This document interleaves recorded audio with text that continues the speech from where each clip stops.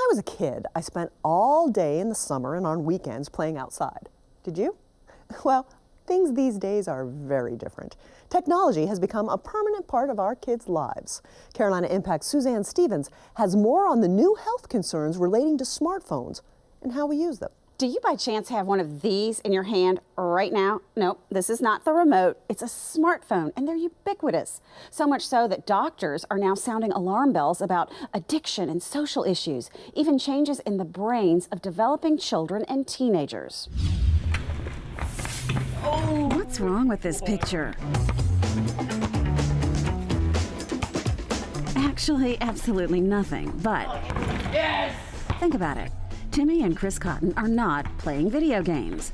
They're not in their bedroom on the computer or on their phones. In fact, they don't even have cell phones. Hey guys, how's it going? Chris, who's 19, did just get a cell phone when he went off to college. Meet the Cotton family. The parents have cell phones, but the kids don't. They borrow their parents. Hey Maggie, you got asked to babysit for tomorrow night. Why don't you respond to them? And I don't know what time, but just ask. Can I say yes, I can? Yeah, go ahead. You need the money. Ellen Cotton considers the telephone as a tool, not a toy. She says it should not be a constant source of entertainment, and that's why she sets limits. So Maggie, you've got Instagram, right? Yes. That's the one I said they can pick one, and one social media platform. So they both picked Instagram. Dad, can I talk to my friends? So my son's Instagram is on my husband's phone, and Maggie's is on mine. And then she can text her friends on my phone. And there are other rules in the Cotton household. No computers or televisions upstairs.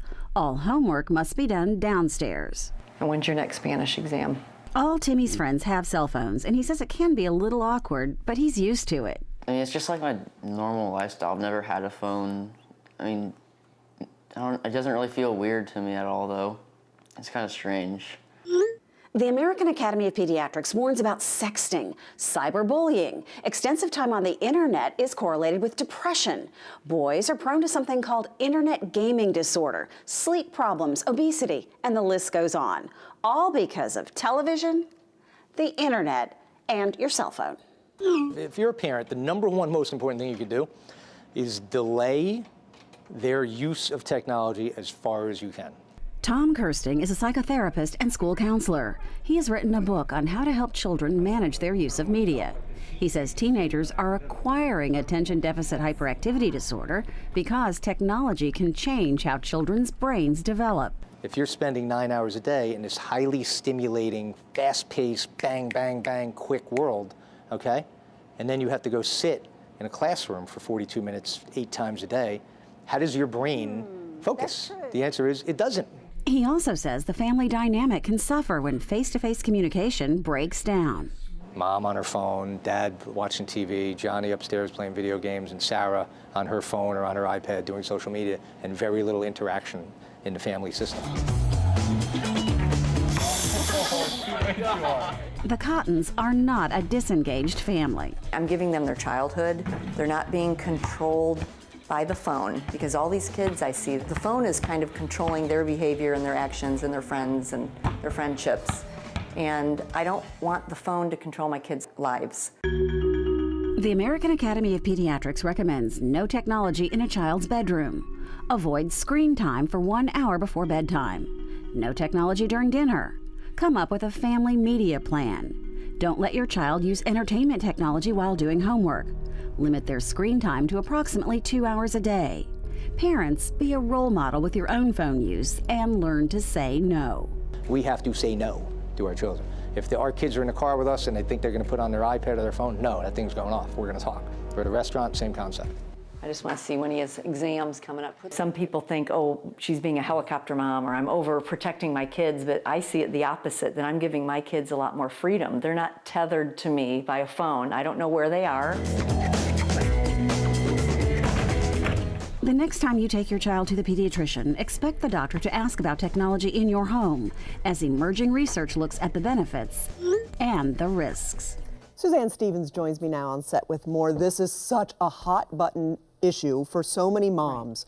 As the mother of a teenage boy, my 17-year-old thinks that taking his phone away for the evening is the equivalent of child abuse. I get that. I get that. And I have a question for you. I'm going to put you on the spot. Like, Okay. do you then look at his messages? Are you able to get into it? Constantly. There is no privacy in our household. Well, and we track a phone. That's the good part about it. As a 17-year-old, he's driving now, and I can do find a phone, and Yep. I know where he is, Yep. where he said he was going to be, and he's a good boy if he's watching, so I'm Yay. proud of him for that.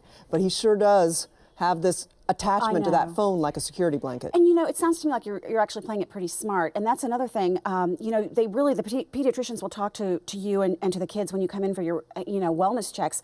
You know, are you monitoring what your child is watching and seeing? Are you putting the parental limits on? You can talk to your internet provider, you can talk to your phone provider, and actually put limits on. And pediatricians recommend that you do that. It is hard though. You know, I confess to a failure of saying no phone after 8 o'clock at night. That's tough, but that's a really important one. They don't want you going to bed. They don't want the child going to bed with the phone because they'll never get to sleep. It pings, they wake up, they check, oh, who's texting me?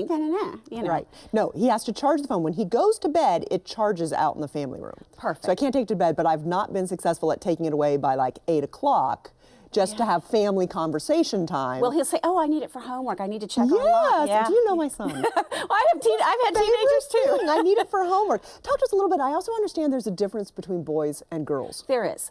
Doctors are more concerned about boys having this internet gaming disorder where they disappear in their room, they're isolated socially, they're playing these aggressive games, and they become addicted to this, the winning. Girls don't play those games. They don't play those aggressive games. What they do, they have the social media. And so when it's good, it's good, but when it's bad, it's bad. If so-and-so is saying something mean about me online, or so-and-so didn't like my post or my picture, or, oh, I look fat, that kind of thing, it's really affecting girls in a more social way. And it's just so tough. I mean, it was hard growing up with peer pressure when we were kids, Yeah. let alone now with the constant connection that they have. Talk to us a little bit about how do we create a family media plan?